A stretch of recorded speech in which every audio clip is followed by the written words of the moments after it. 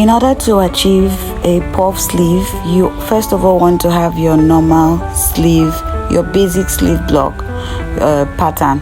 So I'm marking from my shoulder point, I'm marking my bicep point, the formula is on the screen. I'm marking my sleeve length now at 11 inches plus 1 inches sewing allowance. I'm going to place the tape on the other side. Note that this pattern paper is on fold to save for my front and back sleeve. I'm repeating those points so that I can neatly rule a straight horizontal line. Go ahead and mark these points. Go ahead and rule the horizontal lines neatly. This pattern paper is actually straight. It's just the way I kept the angle at which my camera was kept that made it look as though it's not straight. So go ahead and do that. After this, you want to measure your armhole circumference, like the circumference of your armhole. For the project I was working with, I had already stitched the shoulders down, so I just basically took it and measured round the entire armhole circumference for that dress, and I had 21 inches. Go ahead and label your lines so that you don't get confused. After this labeling, I measured my circumference already of my armhole. I had 21 inches like I had earlier said. I divided it by 2 and then I subtracted 0.2 inches. That is because your sleeve will sit into the dress, so it's not supposed to be bigger than it, it's supposed to be smaller than it a little bit, so subtract 0.2 from it. For me, I had 10.5 inches. Yours could be more, it could be less, depending on your armhole circumference. Then place the tape like you see me doing, slant it diagonally to meet your bicep point at exactly 10.5 inches according to my own armhole circumference measurements. If yours is more, whatever number you have there, make sure that that diagonal line meets at that very line. Then use your pattern master or ruler to rule a straight line. Then you divide that line into 3. For me, I had 3.5. Then from that end line, divide that 3.5 into 2 again. Divide what you have at that end line into 2. So I divided that into 2, and whatever it gave me, I placed it and made a mark. From that mark, I went down by 0.3 inches, just so that I will have that curve effect. And then from the middle point, or should I say the first point, I went up by 1 inches, and then on my border line, like the edge of my, should I say center front, whatever, I went in by 1 inches. So I'm using my pencil to trace it down like this. Carefully watch what I'm doing, just in case my vocabulary is failing me.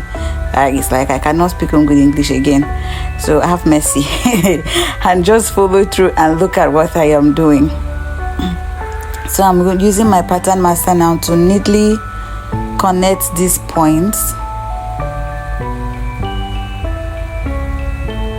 to connect the points that I marked earlier. Yes, it actually came out nice. So that's basically it. So I measured what I had on that bicep point and repeated that same measurement on the M line of the sleeve, and then I ruled a straight line from the bicep to join that line, and then I basically bolded up the lines and then cut out. Sleeve drafting is very easy, at least for basic sleeves. Though for other sleeves like regular sleeves, they can be a little bit complicated, but nothing is impossible. So after that, I took out my pattern paper and opened it up. I'm going to be labeling the front and the back. So for the front, since we always deepen our front by ½ inches, you're going to mark at that place that you went up by 1 inches, reduce it by 0.5 and then cut that side out.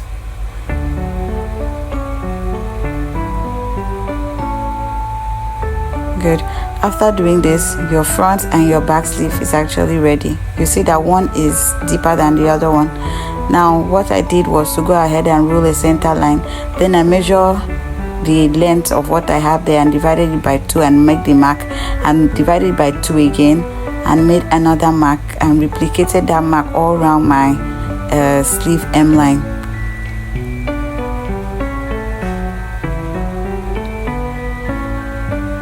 Then I went ahead to rule a straight line vertically upward. I'm going to slash and spread. If I hope I said that English correctly. Hey God. Now for English show. Then I'm labeling this. After that, I'm just, making directions, nudges. I'm just trying to direct myself so I don't make mistakes. Should in case my pattern get missing, I'll know how to arrange them if it's scattered. I know how the direction is supposed to face. So however you can do to help you understand this, or you can as well do the way I've done my own. Do it. Just what works for you best. Then I'll go ahead and bring my fabric and place it on the back of my fabric, arranging them properly from number 1 to the last number that I had. I'm going to be spacing them at 1.5 inches interval from each other. Don't forget to like, share and subscribe. I have loads of update coming up on this channel. You don't want to miss out.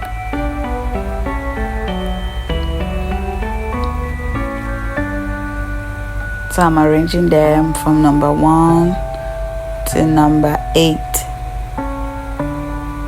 Then I'll use my chalk to sketch the curve that I'm seeing before I remove these papers and just cut out with my scissors.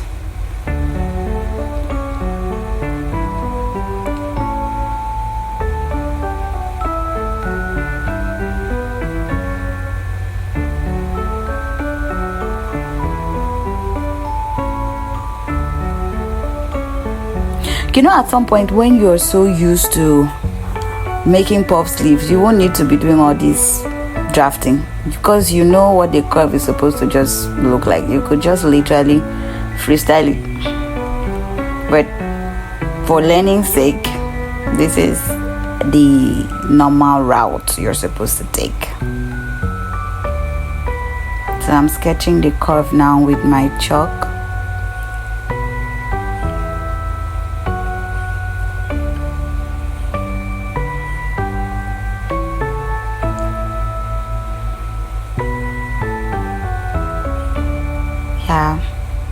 And afterwards we go ahead and cut it out, and we're almost there. It's not difficult, my loves. It's not difficult. That's it. You can do it.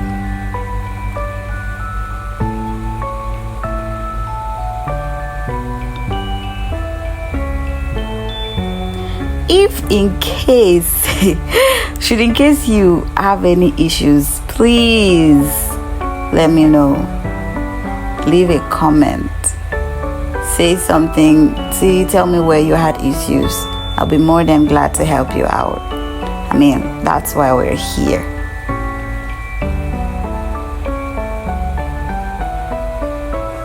Okay, so you see how the curve came out. I'm nudging my center. Then I'll go ahead and cut it on another piece of fabric for the project I'm working on. I'm doing an Ankara combo. If you've not seen that gown, please go ahead and watch the drafting and sewing of that jumpsuit gown. Short jumpsuit. Then I cut my lining for it. I'm going to reduce the length of the lining because of that 1 inch allowance that I put earlier. So I will shorten my lining by 1 inch. At this point, I literally know what 1 inch would look like. So I didn't even measure that. I just went ahead to cut it out.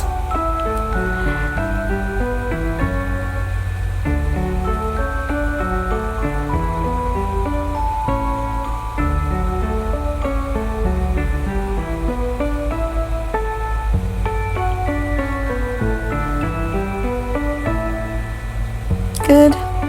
You see, done. Then I'm going to mark chalk and then flip open the fabric, sew it the downside. I'm going to place the lining on my front piece, on the front of the fabric, the M line actually. Just watch what I'm going to do now. And then I'm going to head over to the sewing machine and sew a straight line and turn around and top stitch on the side facing the lining, and then I will show you my results. So spread the fabric like this on the M line, go ahead and stitch straight from the beginning to the end of that M line. Okay, just sew straight line like that, flip it around and top stitch. So I'm going to do that on both sides. So after I top stitched, this is what I have. This is the effect of that 1 inches that we cut out. Alright, so after this, you see where I have marked chalked. I'm going to go ahead and press straight on that side, and then measure the circumference of my hand where I want this sleeve to stop at that 12 inches. That was my elbow. So I measured the circumference of my elbow minus 1 inches. That was the length of my elastic. So after pressing thread on that M line, I went ahead and attached my elastic to it and closed the sides, and this is what I had. It came out really, really nice. Look at the stitch I made. Yeah, that's it. That's what you want to have. I closed it by 1 inches. Then after that, I flip it open to the right side. Since this gathers is the effect of the gathers is not only on the elastic part, is also up. It's also like it's top and bottom. So yeah, you want to run a loose stitch like this, and then you keep dragging it round until it gets to the exact armhole circumference that you were looking for. Remember, we had 21 inches during the drafting, so you will push it like this and keep doing it gently till you have that 21 inches. Or you could pleat it while you're sewing on the machine, just to make it easy for you. And that's done. Thanks so much for watching, and I'll see you in my next one.